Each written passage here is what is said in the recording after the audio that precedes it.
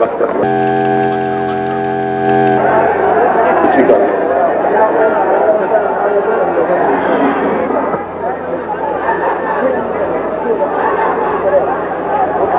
انہوں نے پڑھو انہوں نے کیوں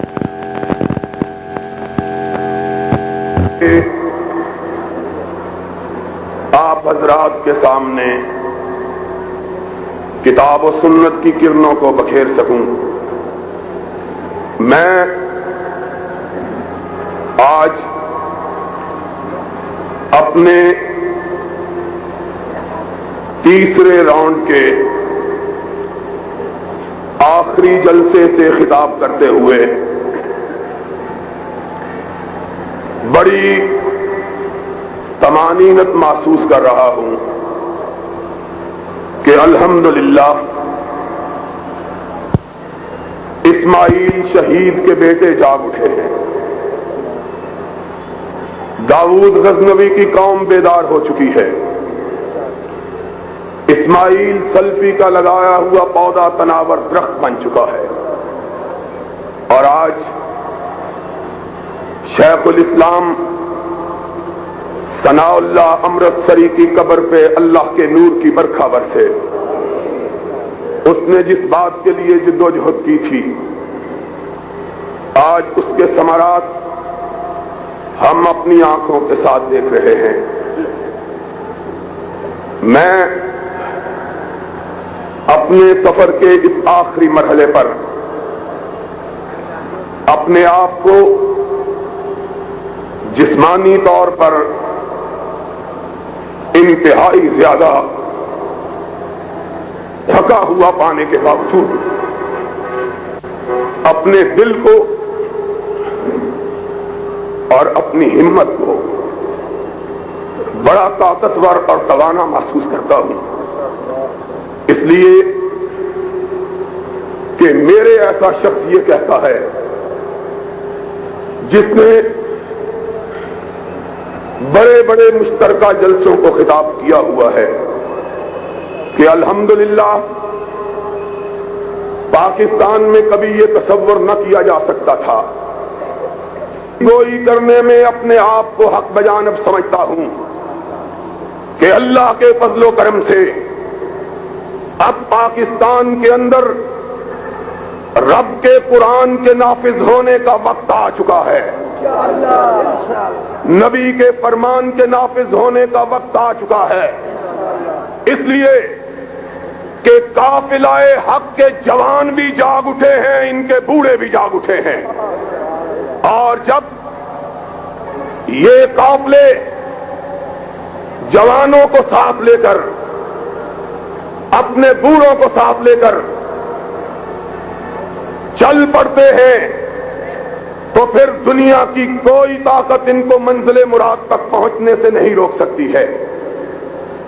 اور مجھے آج جمعیت کے زیر اہتمام 6 ماہ کے اس مختصر سے وقفے میں 18ویں بڑے جلسہ عام سے خطاب کرتے ہوئے اس بات کا احساس ہو رہا ہے کہ یہ دور اہل حق کا دور ہے. یہ دور کتاب و سنت کا دور ہے. اور اب دنیا کی کوئی طاقت پاکستان کی فضاؤں میں کتاب و سنت کے پرچوں کو بلند ہونے سے نہیں روک سکتی ہے. لوگوں, میں بہت سی باتیں آپ سے کرنا چاہتا ہوں. مجھے اس بات کا شدید احساس ہے کہ اپنے ساتھیوں کا ایک ادنا کارکن ہونے کی وجہ سے اور آپ کی جماعت کے ایک چوکیدار ہونے کی حیثیت سے میری باری ہمیشہ آخر میں آتی ہے. اس لیے وقت کی تنگی کی وجہ سے میں بہت سی باتیں جو اپنے دل میں خیال کر کے آتا ہوں, سوچ کے آتا ہوں کہ کہوں گا, نہیں کہہ سکتا. لیکن پھر اس بات سے اپنے جی کو بہلا لیتا ہوں میر جمع ہے احباب حال دل کہہ لے، پھر التفات دل دوستاں رہے نہ رہے، اور دھوبی گھاٹ کے اس عظیم الشان اجتماع کو میں مخاطب ہو کے دو تین بنیادی باتیں سمجھانا چاہتا ہوں۔ ایک بات شریعت بل کے حوالے سے ہے، دوسری بات پاکستان کے حکمرانوں کے حوالے سے ہے، تیسری بات ہمارے مستقبل کے ارادوں کے بارے میں ہے۔ آج ہم سے یہ کہا جاتا ہے کہ جمعیت اہل حدیث پاکستان اور خصوصاً احسان الہی ظہیر شریعت بل کی مخالفت کر رہا ہے۔ میں یہ بات واضح کر دینا چاہتا ہوں، ہم وہ لوگ نہیں ہیں جو کسی کی دھمکیوں سے مرعوب ہو جائیں یا کسی کے پروپیگنڈے سے متاثر ہو جائیں۔ میں جب آج سے 3 ماہ پیشتر امریکہ کے دورے سے واپس آیا تو مجھ سے لاہور پہنچتے ہی یہ کہا گیا ایک شریعت بل پیش ہوا ہے جس پہ تمام مکاتب فکر نے دستخط کر دیے ہیں، آپ بھی اس کو مان لیں۔ میں نے کہا میں وہابیوں کا بیٹا ہوں، پڑھے بغیر نہیں مان سکتا۔ میں نے دیکھا اس میں شک جیم تھی، دال تھی۔ میں نے کہا میں وہ آدمی ہوں جس کا یہ عقیدہ ہے کہ حضرت امام ابو حنیفہ رحمت اللہ علیہ فقہا میں انتہائی اعلیٰ عرفہ مقام رکھتے ہیں، اور جو شخص ان کی شان میں کسی قسم کی تنقید کرتا ہے، میرا عقیدہ یہ ہے کہ وہ اہل حدیث تو بڑی بات ہے، مسلمان بھی نہیں ہے، لیکن سن لو اس کے ساتھ ہی میرا عقیدہ یہ ہے کہ کائنات کے اندر اگر معصوم رب نے کسی کو بنایا ہے تو صرف آمنہ کے لال کو بنایا ہے اور کسی کو نہیں بنایا۔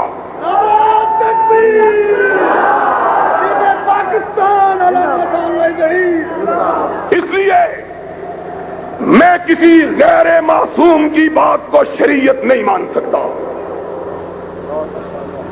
مجھ کو قتل کرو، دار پہ کھینچو مجھ کو قتل کرو، دار پہ کھینچو مجھ کو، میں نے یہ جرم کیا ہے کہ میں سچ بولتا ہوں۔ تمہارے جی میں جو آئے کہہ لو، لیکن ہمارے جیتے جی قرآن کے علاوہ، رحمت کائنات کے فرمان کے علاوہ کسی بات کو شریعت قرار دیا جا سکتا میں نے نہیں۔ اور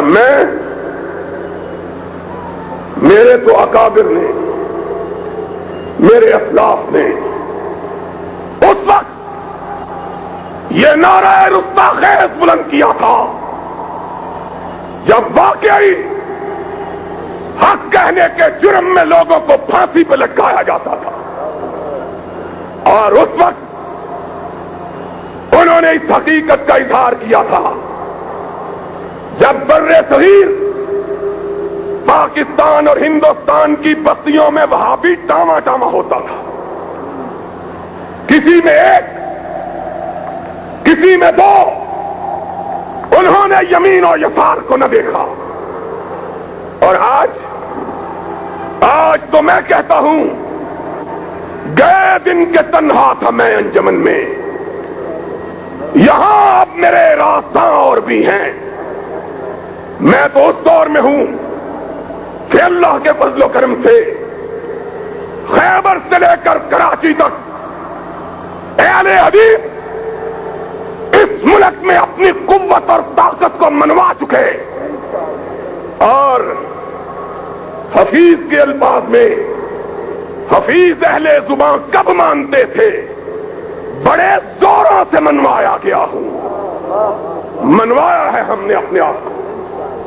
اب دنیا کی کوئی طاقت اس ملک میں اہل حدیث کی قوت اور طاقت سے انکار کرنے کی جرأت نہیں کر سکتی۔ یزدانی نے بات کہی تھی، وہ دن گئے جب اہل حدیثوں کے سر خیل نام نہاد سربراہ انگوٹھا لگانے والے ہوتے تھے۔ آج تمہیں ان اہل حدیثوں سے پالا پڑا ہے، خدا کے فضل و کرم سے، جو تمہیں برس ہا برس تک پڑھا سکتے، درس دے سکتے ہیں۔ اور میں نے یہ بات میں نے کہی، سنو، بے جیم دال تم نے رکھا، بے ٹھیک ہے، جیم غلط ہے، دال غلط ہے، میں نہیں مانتا۔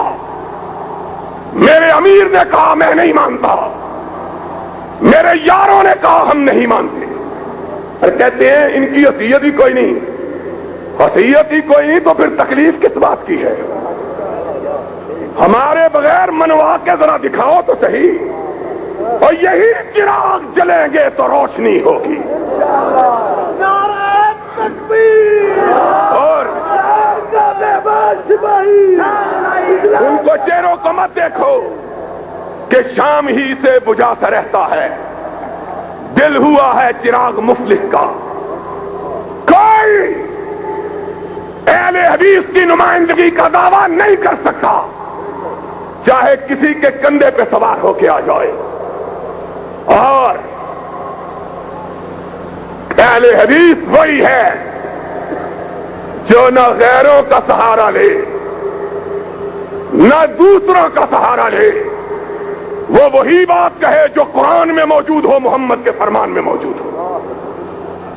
کہیں گے تمہارے مان گئے، ہم نے کہا جو مان گئے وہ جان سے گئے، اور جو مان گئے وہ جان سے پہچان سے بھی گئے۔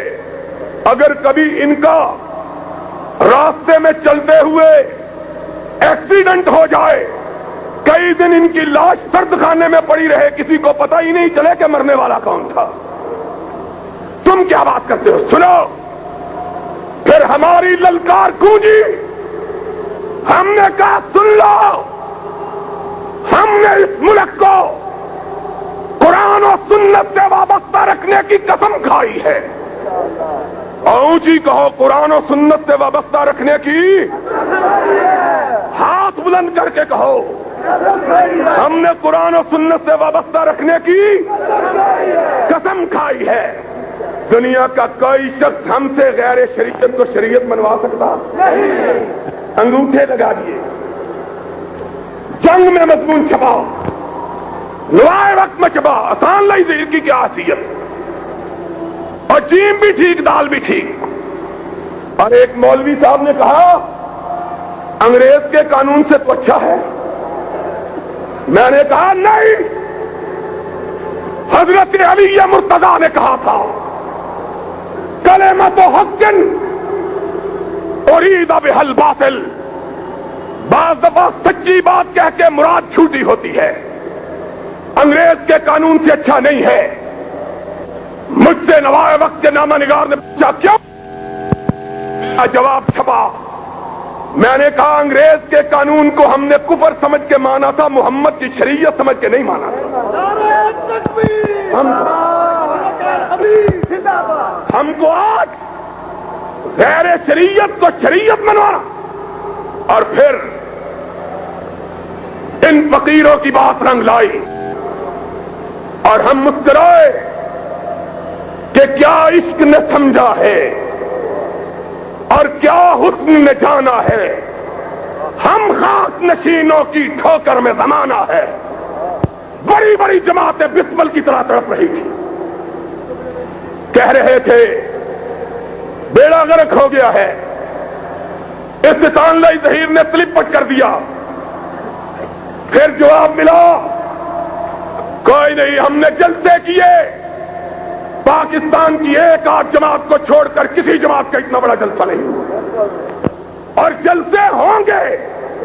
اور بولو جلسے، اونچی بولو جلسے، جلسے انشاءاللہ اہل حدیث کی قوت منوائی جائے گی۔ مانے پھر بورڈ بیٹھا، اب پھر بددیانتی برتی گئی ہے، ہم سے اسی لیے ناراض ہیں، ہم سے اسی لیے خفا ہیں کہ دنیا کا کوئی شخص ہم کو ورغلا نہیں سکتا، بہلا نہیں سکتا۔ اور حضرت صاحب وہ ہیں کہ شاعر نے کہا تھا کھلونے دے کے بہلائے گئے ہیں، تمناؤں میں الجھائے گئے ہیں۔ میں نے کہا ہزار دام سے نکلا ہوں ایک جنبش میں، جسے غرور ہو آئے کرے شکار مجھے۔ ان پڑھ لوگ بیٹھے، نہ اصول حدیث سے واقف، نہ اصول فقہ سے واقف، اور میری بات کا غصہ نہ کرنا، نہ اصول اسلام سے واقف، وگرنہ لوگوں اہل حدیثوں تم بھی سنو، اور میرے یار جو میری تقریر سننے آئے ہیں وہ بھی سنے۔ مجھے بتلاؤ تمہیں کبریا کی قسم ہے، تمہیں ذات خدا کی قسم ہے، اور قرآن و سنت کا معنی بھی کسی کو آتا ہے کہ نہیں؟ اور بولو قرآن کا پتہ ہے کس کو کہتے ہیں، سنت کا پتہ ہے کہ نہیں؟ یہ جید علماء، ان کو قرآن و سنت کا علم نہیں ہے۔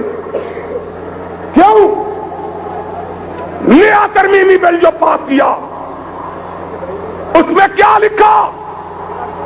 اس میں لکھا ہماری یلغار پہ، ہماری للکار پہ، اس پہ لکھا شریعت قرآن و سنت کا نام ہے، اور نیچے لکھا توضیح، نیچے لکھا توضیح، وضاحت۔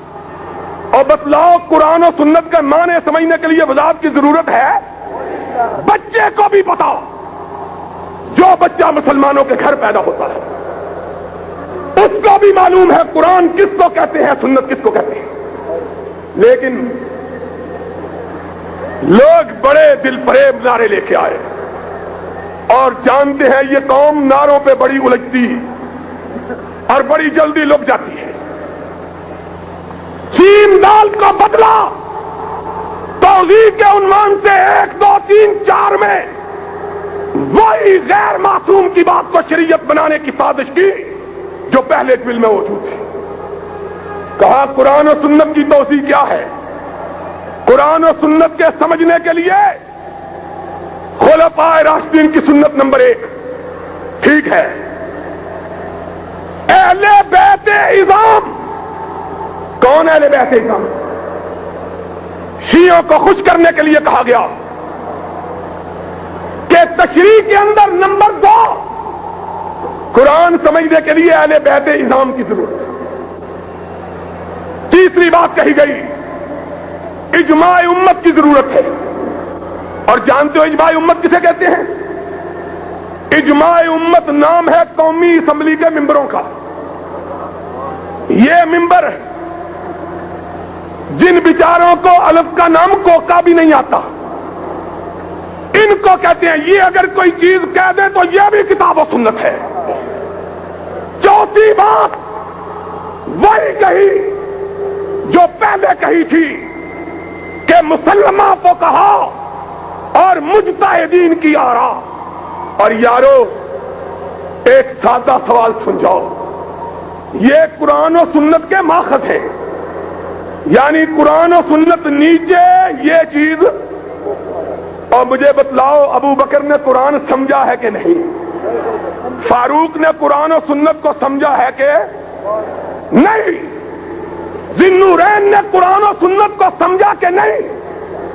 علی مرتضیٰ نے قرآن و سنت کو سمجھا کہ اس وقت کون سے فقہا تھے جن کی رائے کی روشنی میں سمجھا تھا؟ بتلاؤ، جاؤ، بس ایک نگاہ پہ ٹھہرا ہے فیصلہ دل کا۔ اور پھر سن لو میری بات کہ شاید بقید عزیز یہ ساتھ نہ آ سکے. تم داستان شوق سنو اور سنائے ہم. اس غدار سے، رسول اللہ کے اس غدار ضیاء الحق سے اسلام کے نفاذ کا مطالبہ کرتے ہو، جس نے محمد الرسول اللہ سے بے وفائی کی ہے. اور محمد الرسول اللہ صلی اللہ علیہ وسلم اس ملک میں قرآن نافذ کرنے کے لیے آیا، اپنا فرمان نافذ کرنے کے لیے آیا. یہ قرآن و سنت کو مذاق بنانے کے لیے آیا ہے. اس نے کیا کیا؟ اس نے اس ملک میں حدود آرڈیننس نافذ کیا. کہا چوری کی سزا ہاتھ کٹیں گے، زنا کی سنسار ہوگی، شرابی کو درے مارے جائیں گے، تہمت پر سزا ملے گی. اور ظالمات سن لو، اعلان کیا. کتنے بھولے لوگ ہو، اس سے مانگتے ہیں شریعت بل، اس سے مانگتے ہو. اور وہ مولوی بھی مانگتا ہے جو اس صدر کے ہاتھ کو بوسہ دے کے آیا تھا، مانگتا ہے شریعت بل. اس نے اعلان کیا اور کملی والے کے قانون کا مذاق اڑایا. کملی والے نے جب حدود اللہ کو نافذ کیا اور مدینے کی سلطنت میں جرم کوئی باقی نہ رہا. آج پاکستان جرائمستان بن چکا ہے. ضیاء الحق نے اس ملک کی جڑوں کو کھوکھلا کر دیا ہے. کوئی قانون نہیں، غنڈہ گردی اور چیزیں. لیکن ذرا حدود کی داستان سنو. سب سے بڑی حد ہے زنا کی، بے شرمی کی انتہا. اور سی آئی ڈی والوں لکھو، اپنے آقا کو جا کے سناؤ. نعرہ تکبیر! علامہ صاحب جاؤ اس کو جا کے سناؤ. تو جھوٹا تھا، بددیانت تھا. زنا کی سزا مقرر کی، زنا کے اڈے کھلے رکھے. سارے ملک میں گناہ کے بازاروں کو لائسنس حاصل ہے. ابھی پچھلے دنوں 1.5 ہفتہ پہلے لاہور ہائی کورٹ میں پنجاب کی ایک بستی کی طوائفوں نے رٹ دائر کی ہے کہ ہمارے ساہیوال نے، پنجاب بتائیے نا، مجھے نہیں پتا ہے. ساہیوال کی طوائفوں نے رٹ دائر کی کہ ہمارے علاقے میں تھانہ قائم کر کے ہمارے گاہکوں کو ڈرایا جا رہا ہے. ہائی کورٹ نے ان کی رٹ قبول کی. کیوں؟ اس لیے کہ اس منافق نے نام اور لیا، کام اور کیا. نام اور لیا اور کام. طوائفیں کھلی اور شیخ سعدی، ہائے کم بخت، تو کس وقت یاد آیا ہے؟ اس نے کہا تھا ایک دفعہ میں رات کے وقت ایک بستی میں سب کیا،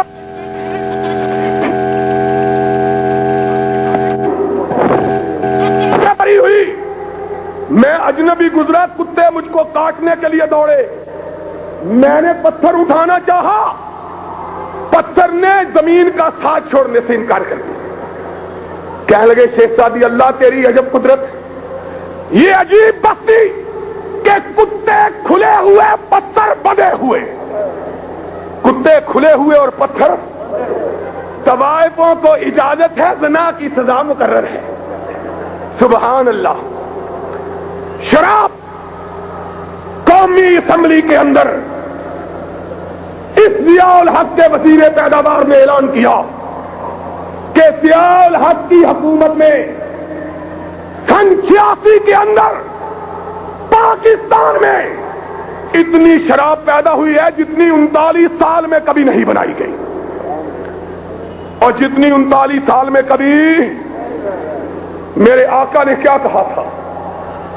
منافق کی 3 نشانیاں. اذا حدث کذب، جب بات کرتا ہے تو جھوٹ بولتا ہے. جب وعدہ کرتا ہے تو وعدے کی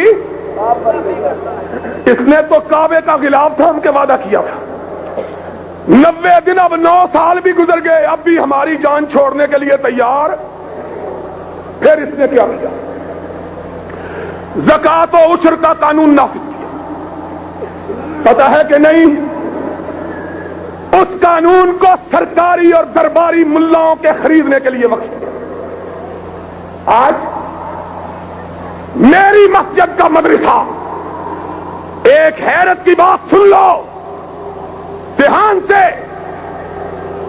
سارے ملک کے مدرسوں کو گرانٹ ملتی تھی میری اپنی مسجد تو ہے نہیں میرے باپ کی نہیں میرے دادا کی نہیں میں تو وہاں جمعہ بھی مفت پڑھاتا ہوں وہاں 80,000 روپیہ سالانہ دیتے تھے جب پتا چلا امیر المومنین کو کہ یہ احسان اللہ ظہیر کی مسجد ہے کہنے لگا زکات بند کر دو مدرسے کی یا اس کو کہو حق کہنا چھوڑ دے اور میں نے کہا جاہل اور تجھ کو سمجھ ہی نہیں آئی تو نے ہم کو جانا ہی نہیں کعبے کے رب کی قسم یہ 80,000 کیا ہے 80 لاکھ ہو 80 کروڑ ہو 80 ارب ایک طرف ہو محمد کی بات ایک طرف ہو میں 80 ارب کو اپنے بوٹ کی ٹھوکر پہ رکھوں گا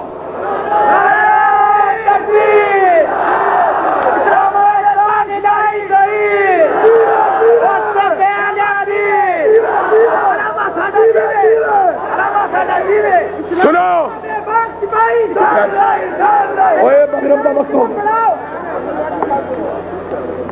80,000 میر صاحب میرے مدرسے کے منتظم آئے میں نے ان کو کہا ضیاء الحق کہتے ہیں 80,000 کے بدلے میں حق کہنا چھوڑ دو اس کو کہو احسان اللہ ظہیر جمعیت اہل حدیث سے تمہیں چندہ کر کے 80 لاکھ دے دیتا ہے تو ہماری جان چھوڑ دے ہم سے لے لو 80 لاکھ ہماری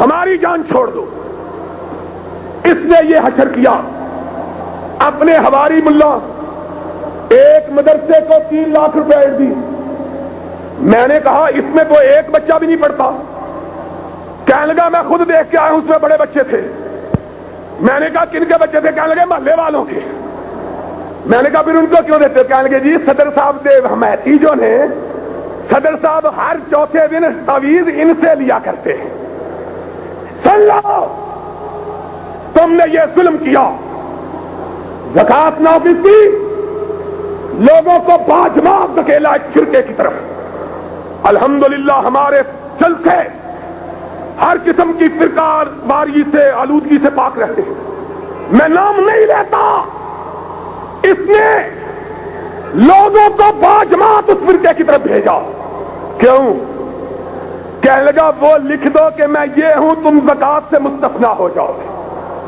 میں نے اسلام آباد میں تقریر کرتے ہوئے کہا میں نے کہا ضیاء الحق قیامت کا دن ہوگا اما عائشہ کا ہاتھ ہوگا تیرا گریبان ہوگا اما عائشہ کہے گی تو اپنے اقتدار کے لیے میرے بابا کو گالیاں دلواتا رہا ہے لوگوں کو اس مخصوص فرقے کی طرف لوگوں اس نے اسلام کو رسوا کیا اس نے ملک کے قانون کو رسوا کیا اور تو اور اس نے مارشل لا کو بھی بدنام کیا اتنے نیک بخت ہیں جدھر ان کا قدم جاتا ہے بدنامی ہی بدنامی آتی ہے اور سن لو اللہ کے فضل و کرم سے اہل حدیث اب جاگ پڑے ہیں اور بولو اہل حدیث اب جاگ پڑے ہیں اہل حدیث اب جاگ پڑے ہیں ان جیسے غداروں سے دھوکہ کھا سکتے اور ان جیسے بے وفاؤں سے دھوکہ کھا سکتے اب ہم لڑیں گے اللہ کے قرآن کے لیے اور بولو لڑیں گے اللہ کے اٹھ کے بولو لڑیں گے اللہ کے لڑیں گے لوگ قرآن محمد کا فرمان اور صدر ضیاء کو یہاں سے بھگائیں گے